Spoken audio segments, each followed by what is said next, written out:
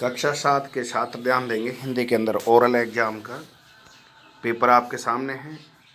आप सभी छात्रों को दे दिया गया होगा, फिर भी आप इसमें समझना चाह रहे हैं तो समझ लो। देखो, पहला क्वेश्चन है जागरण गीत कविता से कवि जागरण गीत कविता के कवि का नाम बताइए। आप किताब में देखेंगे तो आपको इसका नाम मिल जाएगा।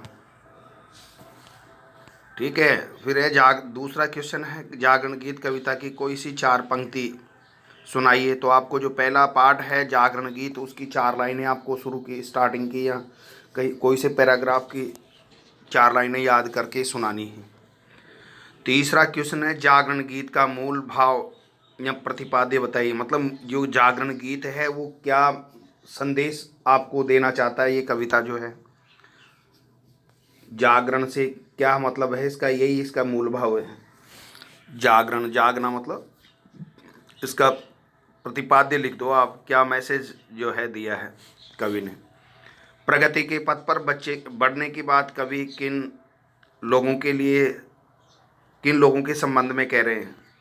तो आप ये इसके अंदर कहेंगे कि किन लोगों के संबंध में कह रहे हैं। तो यह हो गया आपका तीसरा, प्रगति के पथ पर बढ़ने की बात कवि किन लोगों के संबंध में कह रहे हैं। फिर है कवि श्रम और निष्ठा से भागने वालों को क्या निर्देश दे रहे हैं। छठा क्वेश्चन है पानी से निकालकर हंस ने कौवे के साथ क्या किया। सातवां क्वेश्चन है हंस और कौवा पाठ में से आप कर लेंगे, कौवा हंसों को क्यों पहचान नहीं सका। 8 क्वेश्चन है आठवां हमारे तारे दिन में दिखाई क्यों नहीं देते। 9वां क्वेश्चन है ध्रुव ने भगवान शंकर से क्या मांगा। 2000 साल पहले यूनानी निरीक्षकों की ब्रह्मांड के विषय में क्या धारणा थी। फलित ज्योतिष किसे कहते हैं। 12वां है ग्रहों और तारों में अंतर स्पष्ट कीजिए। ग्रहों और तारों में अंतर स्पष्ट कीजिए। 13 है अमित के आगे शानू धूल चाट गया कैसे। 14वां क्वेश्चन है 60% से ऊपर अंक पाने पर भी क्या होता था। 15वां क्वेश्चन है पहली रैंक पाना अमित की मजबूरी क्यों थी। 16 है भाषा किसे कहते हैं, भाषा के भेद समझाइए। व्याकरण के 3 अंगों के नाम बता दो। स्वर और व्यंजन में क्या अंतर है, संधि विच्छेद कीजिए। स्वागत की होगी सु प्लस आगत, महोत्सव की होगी महा प्लस उत्सव। देव ऋषि देव प्लस ऋषि देव ऋषि। निरोग तो नी को अलग कर देंगे, रोग तो निरोग हो जाएगा विसर्ग लगा के। यहाँ दीपावली दीप प्लस अवली, विद्या प्लस अर्थी विद्यार्थी, छात्र प्लस आवास छात्रावास, रवि प्लस इंद्र रविंद्र।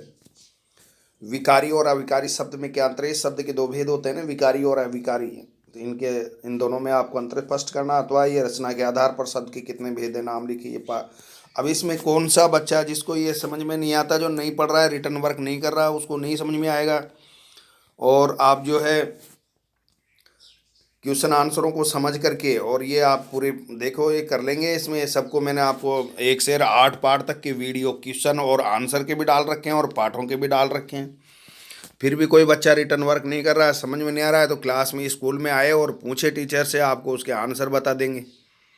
सबके आंसर डाले हुए हैं सब बच्चों के पास, किसी को कोई परेशानी नहीं है। जो नहीं पढ़ेगा नहीं तो आंसर आप उसका कोई इलाज भी नहीं है। आप स्कूल में आओगे तभी पढ़ोगे, तभी आएगा समझ में। रिटर्न वर्क करो। ये आपके 20 क्वेश्चन है, इसमें से जितने आपको 20 क्वेश्चन याद करना भी कोई बड़ी मुश्किल नहीं है। और इनके क्वेश्चन आंसर आपके पास सबके पास रिटर्न वर्क करे हो तो कॉपी में है, और वीडियो आपको मैंने डाल रखे हैं। फिर भी अगर आपको कोई परेशानी तो आप क्लास में आकर के सॉल्व करवा सकते हैं। Okay, bye.